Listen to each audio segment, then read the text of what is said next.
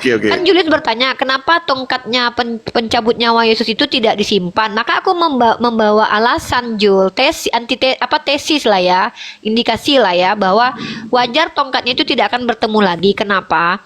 Karena secara logika saja, pada saat kejadian Yesus itu setelah disalib, kan terjadi pembantaian besar-besaran di zaman Raja Titus datang menghancurkan Yerusalem. Itu 70 tahun jaraknya dari Yesus naik ke surga.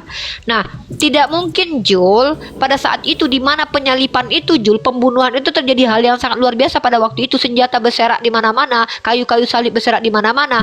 Mudah bagi para arkeolog atau para ahli atau orang yang mengetahui menyimpan mana senjata yang dipakai untuk menombak Yesus. Kecuali memang si Longinusnya sendiri menyimpan. Jadi ketika dia misalkannya hidupnya, misalkannya kapan dia matinya itu, maka peninggalan dia itulah harusnya tetap ada. Nah, masalahnya Longinusnya simpan atau enggak? Kalau Longinusnya nggak simpan, ya berarti sudah bercampur dengan senjata-senjata yang lain dan mustahil itu bisa ditemukan.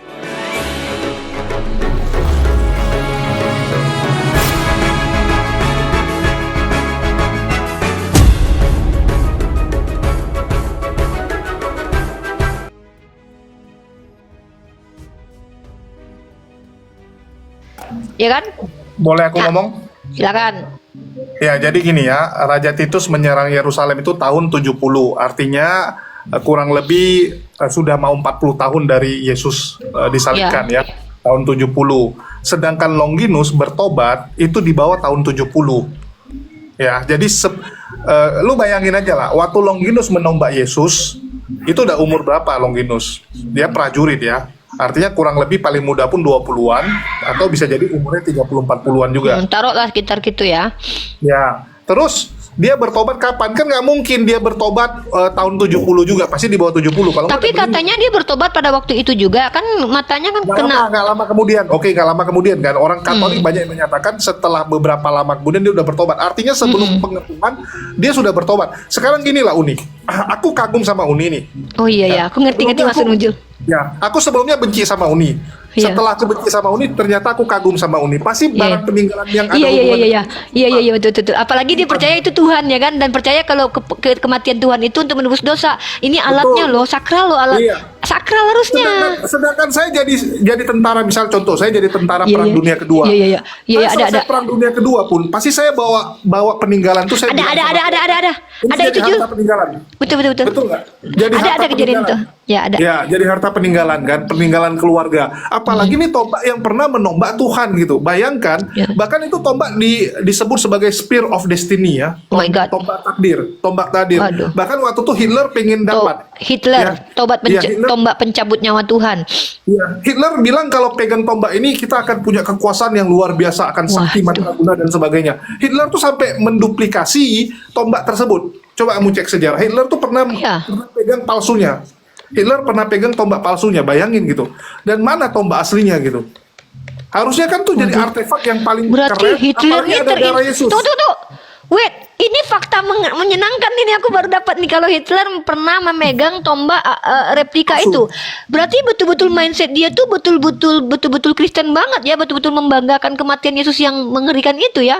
Makanya terjadi Holocaust itu ya, karena memang dia terpengaruh sama Lutheran juga, Jul. Lanjut, Jul. Karena kalau lu bisa bilang sama pasukan lu kan, ini adalah tombak takdir gitu kan. Tombak penentu takdir namanya, Jul. Ini keren Julius nih, aku data nih. Nah, jadi bayangkan ya, kalau ada tombak tersebut, lu bisa mengambil sampel darah Yesus. Kan mereka selama ini kan pengen menemukan darah Yesus loh, untuk ngecek. Bahkan waktu itu ada berita hoax tentang ditemukannya sampel darah Yesus tentang kromosomnya. Benar nggak? Ada yang waktu itu heboh. Iya. Yang ada kain itu. Ya, kain Turin gitu kan. Kain Turin. Padahal itu fiktif, sampai sekarang tuh hoax. Karena kenapa? Kalau memang bisa ditemukan bukti darah Yesus, dengan kecanggihan teknologi sekarang, kita bisa melakukan duplikat. Artinya kita bisa melakukan kopi dari darah Yesus itu kan, kita buat dia punya apa?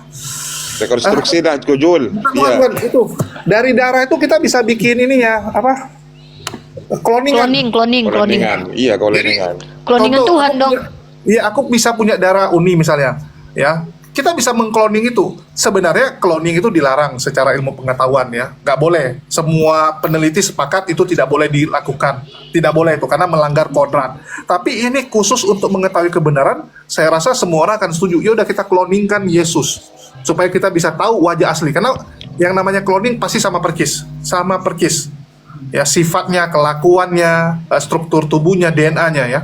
Kalau kembar, sidik jarinya beda, sifatnya bisa jadi beda gitu kan. Tapi kalau cloningan tuh 100% sama. Jadi kita bisa menemukan bahwa Yesus tuh bentuknya gimana, tingginya berapa, bentuk badannya gimana, kelakuannya seperti apa. Tapi ternyata nggak ada teman-teman ya. Kasihan teman-teman Kristen. Si Julius keren, kurang ajar. Ternyata keren, Hitler itu memang dia berambisi mengumpulkan artefak-artefak misterius. Salah satunya adalah tombak maut itu, tombak penentu takdir itu. Keren. Waduh. Jadi itu hoak unik itu karena memang ada istilah kan Jul bahwa sejarah itu memang dikuasai oleh orang-orang besar pada zamannya. Hitler untuk meyakinkan prajuritnya buat palsu. Dia tujuannya itu untuk supaya jenderal-jenderalnya tuh istilahnya tunduk lah. Wah, saya Tunduk punya lah. tombak ini Tuhan. Jadi menggunakan agama itu namanya tuh kayak apa namanya menggunakan agama untuk mengendalikan apa namanya istilahnya itu Jul? Metodologi. Bukan.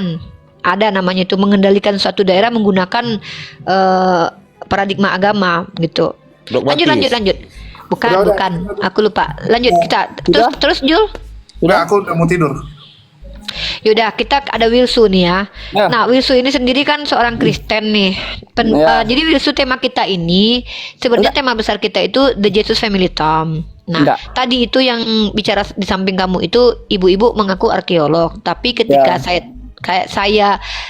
incar beberapa pertanyaan dan beberapa definisi, beliau tidak menyanggupi untuk menjelaskan ya. Walaupun beliau berniat menjelaskan, tapi tidak sesuai dengan bagaimana metodologi. Apalagi ada Ustadz Arif di sini sebagai sejarawan kan, ya kan? Ya.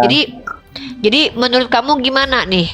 Dalam kitab kamu, kami para apologet Islam baru-baru ini Bang Zuma mengangkat tema judulnya adalah Dua Kristus, di mana Bang Zuma bisa membuktikan bahwa di kitab kamu itu ada dua Kristus, satu Kristus asli dan satu Kristus palsu. Dari mana dalil-dalilnya? Kita gunakan ayat Bible.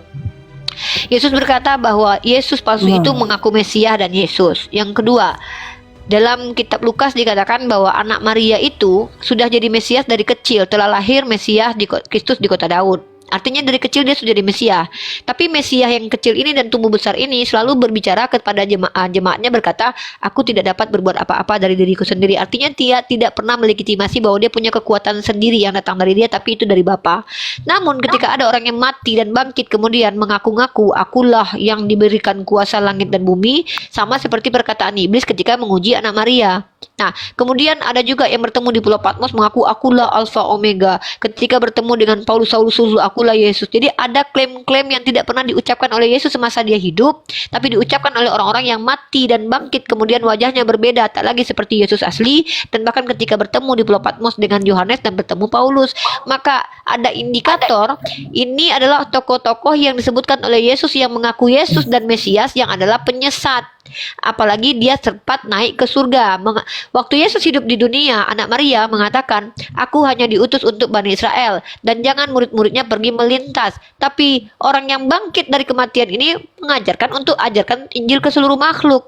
Maka ada indikator secara psikologis perbedaan karakter antara Yesus anak Maria sebelum dia ditombak dengan orang yang mengaku Yesus anak Maria setelah ditombak dan disalibkan. Itu ya. Nah, itu secara psikologi. Sekarang secara dalil penyesat. Penyesat itu tidak bergelar SAW atau sallallahu alaihi wasallam. Bahkan kalau kamu lihat dalam Matius 23 nomor 15, celakalah orang Farisi yang mengajarkan agamanya menyeberangi lautan dan samudra, dan kemudian dia itu mengajarkan agamanya dan membuat orang yang ikut dia menjadi lebih jahat 2 kali lipat daripada dia. Dan kita kalau rekonstruksi pernyataan Matius 23 nomor 13 ini, sampai sekarang saya minta kepada orang Kristen untuk tunjukkan satu agama yang muncul dari orang Farisi yang mengaku bertemu dengan Yesus, ya adalah Paulus, yang agamanya itu menjadi pengikutnya itu orang-orang terkeji sepanjang sejarah. Selain Kristen itu siapa gitu loh. Karena apa? Islam tidak berasal dari Farisi. Yahudi, Hindu atau Buddha. Lalu agama mana gitu loh yang dibawa oleh Farisi sesat kemudian menjadi umat terjahat sepanjang sejarah? Kalau kita bicara pakai sejarah Wilsu, ini bisa membuktikan bahwa itu adalah Kristen. Contoh, Kristen itu bukan agama yang akarnya dari Eropa, tapi akarnya dari Yahudi harusnya. Tapi kenapa justru Roma yang di bawah tangan Konstantin, Roma, Vatikan yang menjadi pusat dari kekristenan? Lanjut, bahwa memang tokoh-tokoh seperti Konstantin dan lain-lain itu mengikuti pola pikir Paulus. Faktanya Kristen mainstream mengikuti pola Paulus sekarang ini, membatalkan hukum Taurat, sementara Yesus mengatakan aku tidak datang membatalkan hukum Taurat, yang selama ini kita perdebatkan. Dan kalau Wilsu boleh melihat sejarah kenyataan, Kristen setelah dijadikan agama pertama oleh Konstantin itu tidak luput dari inkuisisi dan anatema dan membunuh sesamanya. Paulus itu membunuh orang yang percaya kepada Yesus, sementara Yesus berkata pengikut orang ini akan berbuat lebih jahat daripada si penjahat ini. Contohnya, anatema yang dilakukan oleh orang-orang yang beragama Katolik yang memang pengikut Paulus dan pengikut Petrus, konon katanya begitu, yang membunuh dari tahun 12 sekian sampai 16 sekian, 18 sekian, yaitu 600 tahun kurang lebih, membenarkan inkuisisi. Itu sama persis seperti kejahatan Paulus loh. Kemudian, Protestan kan tidak. Protestan yang muncul di abad ke-16 itu tokoh-tokohnya rata-rata melakukan kejahatan secara verbal dan secara langsung loh. Verbal siapa? Martin Luther menginspirasi Hitler membunuh orang-orang Yahudi karena membuat buku Vom Sempora, kebencian terhadap Yahudi. Kemudian John Calvin itu membakar Ichabod atau orang-orang yang berbeda keyakinan dengan dia dalam doktrin keselamatan dan baptis, yaitu anak-anak baptis. Zwingli juga sama kejinya. Artinya kenapa setiap umat Kristen baik masa dan sejarah itu sangat banyak yang keji secara komunal. Kolonialisme, doktrin interkaitera dikeluarkan oleh Paulus dari bula kepausan. Ideologi rasisme yang kalau Willy baca dari buku yang ditulis oleh Dr. Uli Kozok ini, itu juga adalah ideologi yang dibawa oleh penginjil Jerman yang datang ke Sumatera Utara, ke Tanah Batak, bernama Van Horden dan Fabri dan juga Nommensen. Jerman sebagai pusat Kristen Protestan itu adalah orang-orang yang memiliki ideologi rasisme dan ideologi nasionalisme, merasa superior. Lalu Matius 23:15 ini kenapa tidak cocok dengan Kristen gitu loh? Kenapa tidak cocok Matius 23:15 dengan agama Kristen? Apa alasan jadi nggak cocok gitu? Silakan Willy. Panjang kali nih. Kamu Gini coba ya. buka dulu Matius 23:15 dulu. Itu aja dulu. Enggak usah. Gini nih, sebenarnya sih yang menarik sih yang tadi sih yang saya dengar dari Bang Aris sama Bang Jesus ini. Cuman enggak apa-apa saya jawab dari pertanyaan dulu Uni dulu. Cuman tadi saya mau boleh enggak saya ini sama Bang Aris sama Bang Boleh. Zeus ya. Nah, Boleh. aku tanggapi dulu Uni tadi yang Ini mau minum dulu ya. Memang enggak. Nah, Ya. haus Uni nih. Enggak apa-apa. Panjang lebar Uni sampaikan tadi yang ya memang kita itu berbeda paham ketika Uni menerasikan tentang mengenai kejahatan Paulus. Tapi kan ya kalau diceritakan lagi kan panjang lagi kita ceritanya, karena bagi Ya udah kami nggak usah orang bahas itu aja, Kristen, nanti aja iya, kalau karena bagi Willy kami orang sempat. Kristen itu Langsung kalau aja untuk ke Zeus. memahami, ya kalau untuk memahami kita orang Kristen, dasar kita ya kita harus baca dulu dari A sampai Z sampai Z baru kita pahami apa maksudnya dari cerita itu. Kalau kita cuman bukan memotong-motong sih, maksudnya kita cuman ambil tanggapi apa yang Uni pahami, itu bakal sulit. Willy langsung ke Zeus karena Uni udah tahu itu. Kan kalian menganggap bahwa kalian itu lebih benar karena kalian memastikan kalian bicara pakai perikop. Justru kami membuktikan kami yang lebih punya perikop dibandingkan kalian.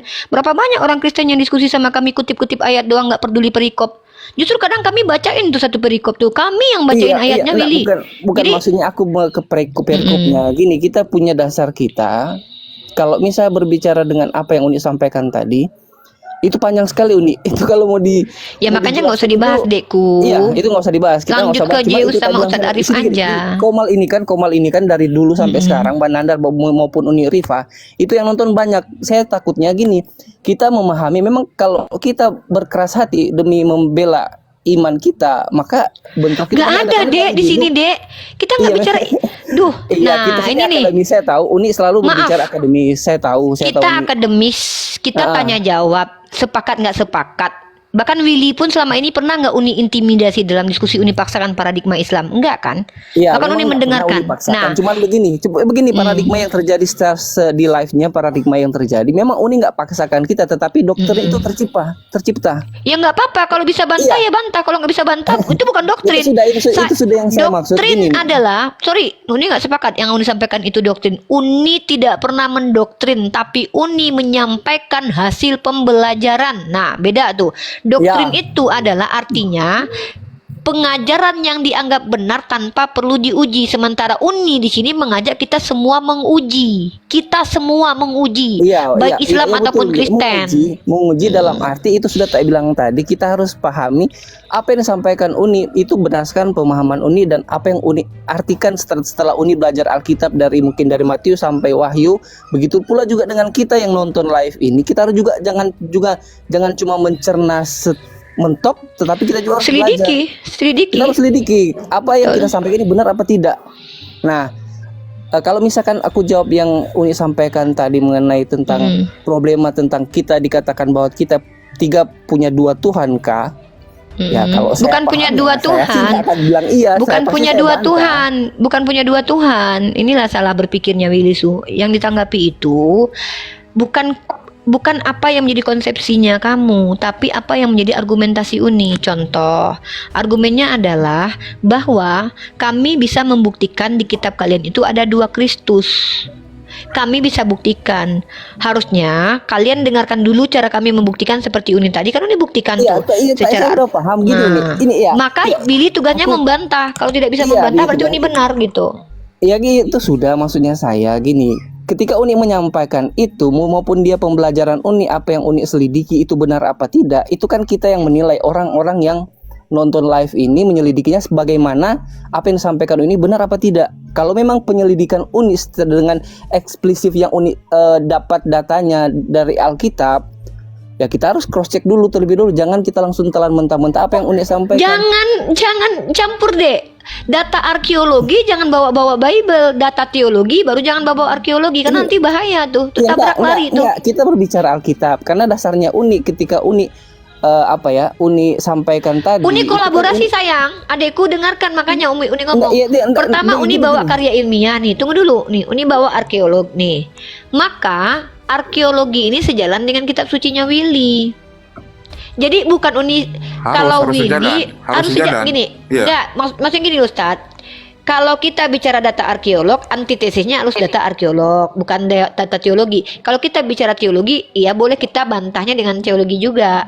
Tapi Uni dari tadi itu membuktikan penemuan dua Kristus dalam Bible itu dengan data arkeologi. Nah, betul itu. Ya, Jadi metodologi satunya itu adalah interpretasi, Bang Wisu. Iya ya.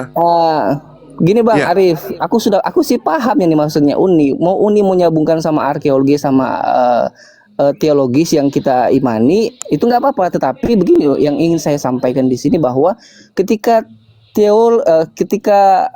data yang sudah dibeberkan dengan apa yang Uni selidiki, apa Uni pelajari, itu bisa kita terima, tetapi kita harus terbuka juga secara luas bahwa tidak secara cepat atau kita terima itu apa yang Uni sampaikan itu benar apa tidak. Kalau Uni berpemahaman mendoktrin bahwa kita punya dua Kristus dengan Uni punya itu ya kita pasti kan selidiki. Ini masih menjadi bahan diskusi. Bukan doktrin itu Bang Wisu, itu bukan doktrin. Waduh. Ini namanya adalah kita sedang mendiskusikan polemik yang sedang kami temukan. Kecuali dibilang ini, wahai Kristen, kalian itu wajib mengimani bahwa kalian punya dua Kristus, itu baru mendoktrin. Uni tidak mengajak kalian membuktikan, tapi Uni mengajukan ide dan gagasan bersama Bang Zuma bahwa kami mampu membuktikan bahwa di kitab kalian ada dua Kristus. Mana pembuktiannya? Kami bacakan ayatnya, kami buktikan. Itu namanya apa? Interpretasi. Iya, Uni. Kalau kalian membantah interpretasi kami, kalian bantah pakai antitesis, Dekku. Nah, itu sudah tadi yang saya sudah bantah. Nah, ketika Uni sampaikan yang bantah yang mana? Iya, mau tuh interpretasinya unik itu kan, bahwa kita itu Yang mana? punya dua Kristus itu. Ya bantahnya yang Di mana? kitabnya bantahannya saya sudah sampaikan tadi bahwa tidak boleh kita telan mentah-mentah apa yang disampaikan Iya, bantahannya itu larangan, Dekku. Bantahannya yang mana, adekku sayang? Bahwa tidak ada dua Kristus tuh yang mana, Dek? Bantahannya Iya. pakai dalil apa kamunya, Dek? Kalau mau bilang dalil unik panjang lebar unik. Ya udah kalau gitu jangan dilanjut lagi. Ini kita nggak sampaikan masuk ke aja datanya. substansi. Mirroring Kalau aja. adindaku Wilisu, adindaku yang kusayangi, membantah retorika Bang Zoma, membantah interpretasi Uni dengan mengatakan tidak boleh kami percaya sama Uni, itu membantah retorika dan ilmu yang kami cari dengan doktrin. Maka itu namanya bukan membantah, itu denial namanya, menolak. Tapi kalau seandainya Wilisu bisa membuktikan ayat ini menegaskan bahwa hanya satu-satunya Yesus, tidak ada lagi Yesus yang lain. Tapi kami bisa membuktikan menggunakan ayat kitab suci kamu dan kemudian pembuktiannya dengan karya ilmiah yang adalah data arkeologi, kami bisa membantu membuktikan bahwa ternyata ada dua Yesus. Salah satu ayat contoh, saya kasih contoh. Bawa antitesisnya nih. Dalam kitab Lukas dikatakan bahwa Yeshua anak Maria sudah jadi Mesias sejak kecil. Sementara ketika dia hidup, walaupun dia Mesias, dia selalu bahkan berkata bahwa aku tidak dapat berbuat apa-apa dari diriku sendiri. Artinya sebagai seorang Mesias, dia tidak memiliki kekuatan absolut dan mutlak. Itu interpretasi itu. Kalian boleh bantah itu kalau salah. Karena dia yang berkata, aku tidak dapat berbuat apa-apa dari diriku sendiri. Sementara dia adalah Mesias, adalah lahir Mesias di Kristus. Artinya dari kecil, bahkan sebelumnya pun dia sudah jadi Mesias. Nah, tiba-tiba Petrus berkhotbah mengatakan bahwa ada yang baru disalib, dijadikan Mesias. Berarti baru dijadikan Mesias. Maka ada dua yang baru jadi Mesias. Kalau anak Maria tidak dapat berbuat apa-apa, kenapa yang baru bangkit dan dijadikan Mesias ini mengaku kepadaku setelah diberikan kuasa di bumi dan di surga? Padahal dia Mesias sudah dari kecil. Kenapa baru setelah bangkit dia mengatakan baru diberikan kekuasaan di bumi dan di surga? Dan perkataan dia itu persis sama dengan perkataan iblis. Nah, Yesus sebelum naik ke surga, ya, Yesus ketika mengajar kepada murid-murid sering bilang, hati-hati, pengajar sesat dan nabi palsu akan muncul. Dan ciri-ciri nabi palsu itu serigala berbulu domba. Artinya dia mengaku Kristen. Yang kedua adalah dia mengaku sebagai Mesias. Maka gelar nabi palsu menurut Yesus bukan sallallahu alaihi wasallam, tapi adalah Kristus. Kristus. Kenapa? Dia akan membawa namaku dan mengaku Mesias. Satu, itu indikator bahwa yang menjadi Kristus palsu ini dia dipanggil Kristus juga sama pengikutnya. Bahkan dia mengaku sebagai Yesus. Bisa jadi dia sama seperti iblis, mengaku-ngaku punya kekuasaan, bahkan bisa mengaku Alfa dan Omega. Karena apakah Tuhan perjanjian lama pernah seperti itu?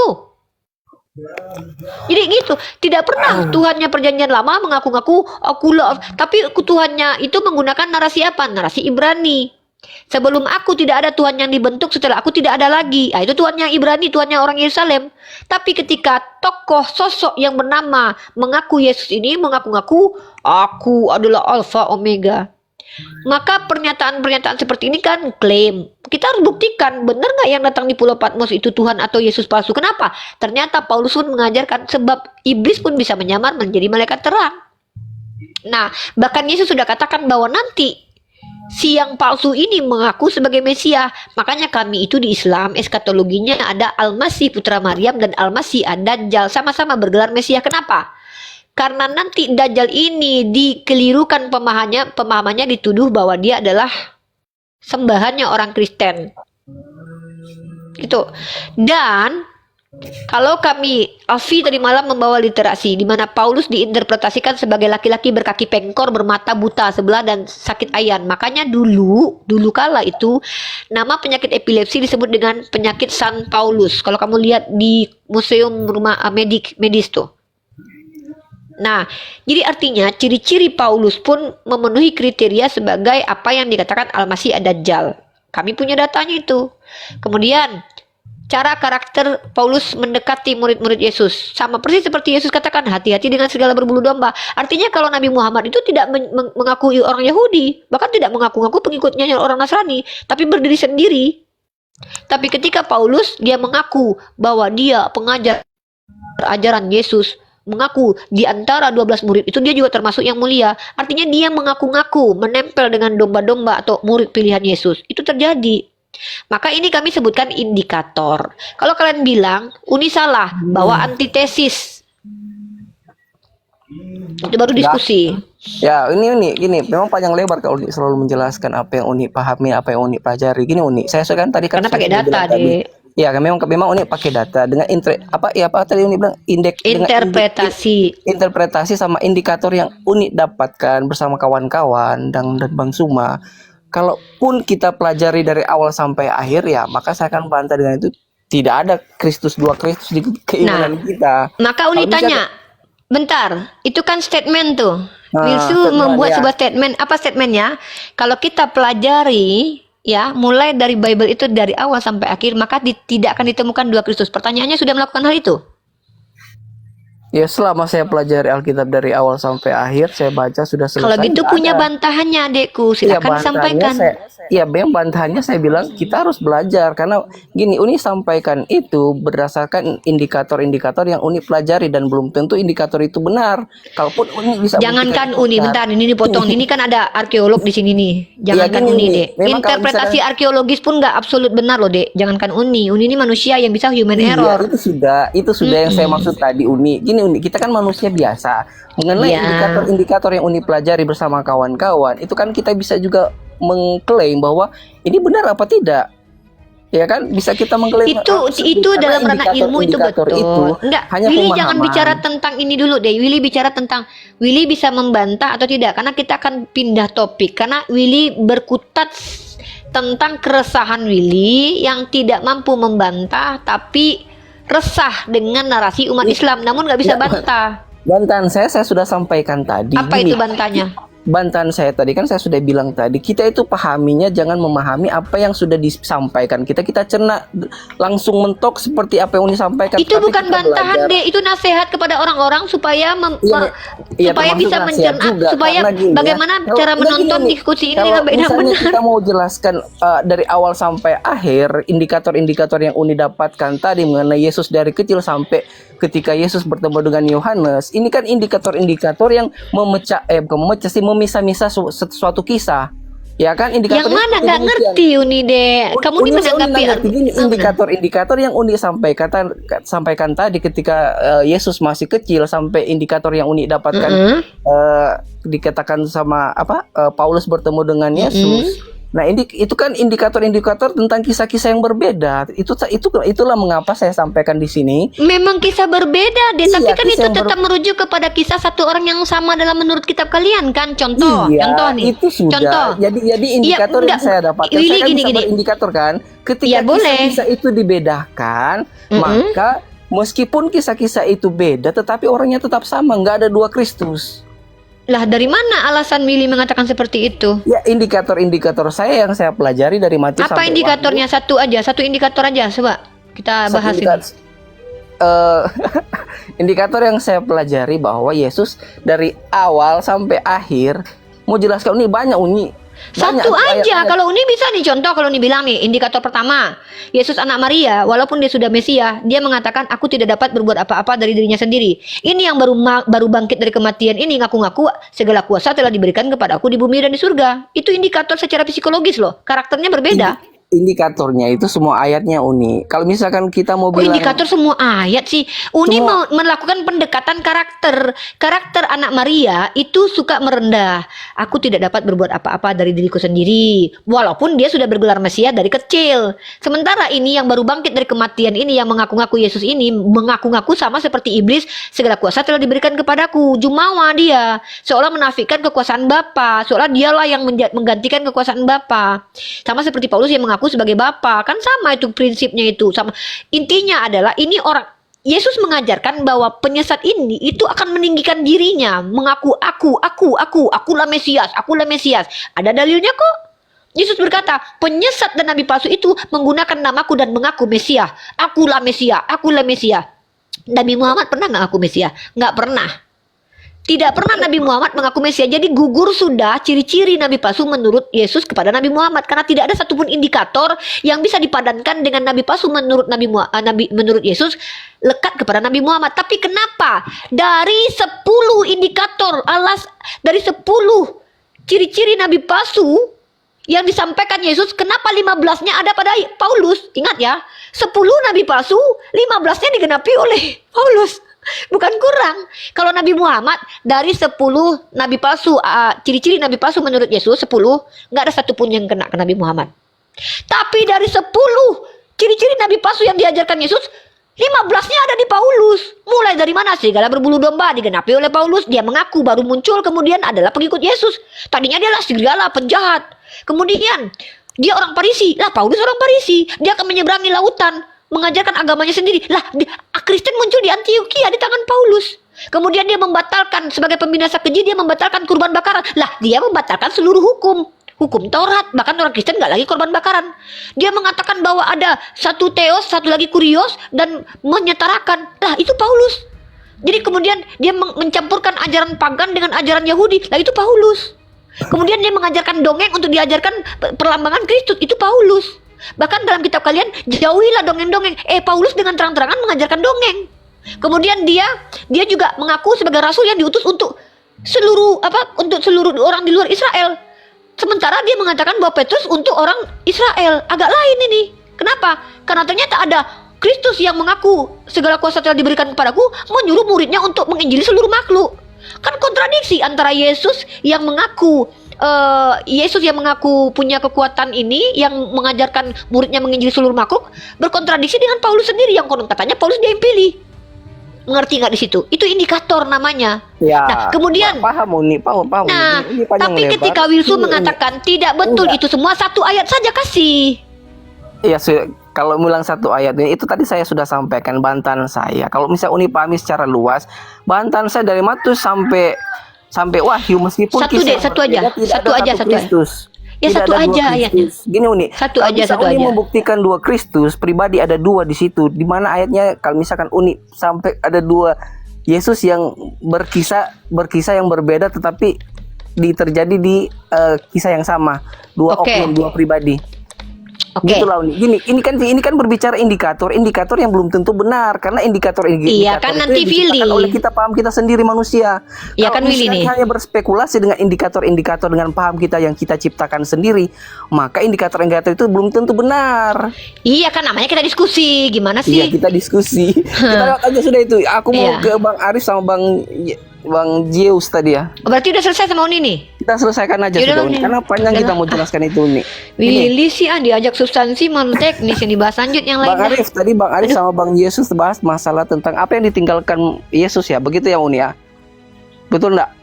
Sampai-sampai ada Aduh, Uni pertanyaan lagi diajak, gitu ya. nanti kalau Uni jawab lagi nanti Willy kewalahan. Oh ya sudah, nggak usah bukan kewalahan Uni, tapi saya bisa, tapi mungkin kita memang Tadi berbeda bisa paham. katanya diajak nggak mau. Giliran udah dibilang kewalahan Gini, nggak mau pulang, gini, apa kewalahan? Gini Uni, takutnya Uni kita itu seperti kayak masa lalu lagi Uni. Saya tuh Enggak lah, Uni tahu menghindar Willy masa kok. lalu. Enggak, Kalau Uni tuh kita- tahu kalau kita Willy. seperti tidak masa lalu lagi Uni, nanti kejadian-kejadian masa lalu itu terjadi lagi. Takutnya itu aja. Adekku yang ganteng, Willy Su yang Uni sayangi. Kita itu ketika berdialog itu, Dek, kalau ada perbedaan, maka sikap kita dewasa dengan perbedaan itu, ya kita tidak mesti harus memaksakan pendapat. Itu sikap dewasa dalam perbedaan. Willy, kalau memang mampu membantah narasi Uni, indikator-indikator Uni semuanya, Uni tunggu adekku. Tapi kalau Willy bilang, saya bisa membantah tapi tidak menunjukkan itu kan artinya klaim bisa membantah, tapi kan tidak terbukti bisa membantah. Maka Uni juga tidak masalah dengan itu. Uni hargai dengan Uni bilang, udah sama Zeus aja. Tapi ketika nanti Uni dibawa-bawa lagi, kan Uni bilang, nanti ini lagi, keteteran lagi sama Uni. Uni bilang, Uni gak keteteran sama Uni. Loh, bukankah kalau kita lihat masa lalu justru itu terbukti? Jadi Uni nggak mau merendahkan Willy di sini karena Uni termasuk respect sama Willy, salah satu Kristen yang Uni respecti kamu gitu loh. Ya, oke Cuman lah, oke masalahnya kita itu terbuka, Dek. Kebenaran itu tidak bertentangan dengan akal sehat, tidak bertentangan dengan hati nurani. Ketika ada informasi yang diklaim benar, Dek, sudah bertentangan dengan akal, sudah bertentangan dengan hati nurani, itu tidak bisa dikatakan benar lagi, Dekku. Karena yang namanya Tuhan, apalagi kebenaran tentang Tuhan, dia sedang memberikan kebenaran kepada manusia yang punya common sense, dia yang membekali akal dan hati. Tentu dia tahu fungsinya. Akal dan hati itulah yang akan digunakan untuk memilah mana benar, mana salah. Tapi ketika kebenaran itu bertentangan dengan hati dan akal, berarti Tuhannya zolim. Kenapa? Tuhan sedang mengacak-acak common sense itu. Dia yang ciptakan kita supaya berakal. Dia yang ciptakan kita punya hati nurani. Ketika dia memberikan kebenaran bertolak belakang dengan kedua hal itu, ini Tuhan yang jahat. Maka Uni bilang, yang namanya kebenaran Tuhan itu dipastikan tidak akan bertentangan dengan akal dan hati nurani. Ya, Itu sudah. adekku. Sudah ya, sudah. Ya, yaudahlah ya Uni istirahat dulu ya. Udah ya. Mumpung Standby dulu. apa namanya? Untung hostnya nggak ini ya, nggak bersuara. Kalau host lagi bersuara, perang lagi kita sama host lagi. Udah lama gak ketemu sama Willy Su ya, Bang Yonatan Nandar ya. Iya. Kemana Ya. aja dia? Aku ini Dia aja. nggak mau debat-debat lagi dia. Sibuk. Aku sudah nggak mau sih berdebat kayak dulu lagi, Bang. Soalnya kan tuh berat, Bang. Dia memang lebih beda dengan Kristen lain. Kalau Kristen lain itu kan semakin lama semakin brutal menghujat kan. Kalau dia, saya salutnya dengan Willy ini teman-teman ya. Saya hargai dia sebagai kawan Kristen. Kenapa? Dia termasuk orang Kristen yang, kenapa saya respect? Pertama, dia memiliki perubahan-perubahan dalam hidupnya tuh.